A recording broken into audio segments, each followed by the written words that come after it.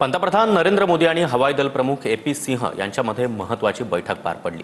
पंतप्रधान मोदींनी हवाई दलाच्या तयारीचा आढावा देखील घेतला। भारत पाकिस्तानवर मोठी कारवाई करण्याच्या तयारीत असल्याची शक्यता त्यामुळे वर्तवण्यात येते।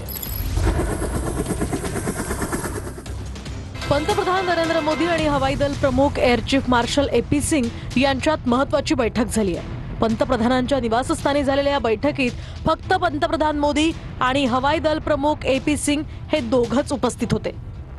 या बैठकीत पंतप्रधान मोदींनी हवाई दलाच्या तयारीचा आढावा घेतलाय।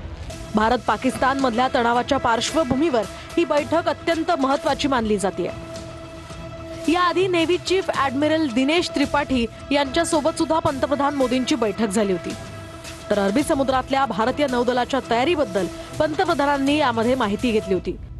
त्याआधी पंतप्रधान मोदींनी लष्कर प्रमुख, हवाई दल प्रमुख आणि नौसेना प्रमुख यांची एकत्र बैठकही घेतली होती। या बैठकीत chief of defence staff Anil Chauhan आणि राष्ट्रीय सुरक्षा सल्लागार अजित डोवाल सुद्धा उपस्थित होते। पहलगाम हल्ल्यानंतर पंतप्रधान मोदींनी सीसीएसची सुद्धा बैठक घेतली। या बैठकीत पंतप्रधानांनी तिन्ही सैन्य दलांना कारवाई करण्याचं स्वातंत्र्य दिलं। पहलगाम हल्ल्यानंतर भारत पाकिस्तानवर मोठी कारवाई करण्याच्या तयारीत आहे। भारताला घाबरलेल्या पाकिस्तान सरकारचं उद्या विशेष अधिवेशन असणार आहे। पाकिस्तान सरकारनं अचानक विशेष अधिवेशन बोलावलंय।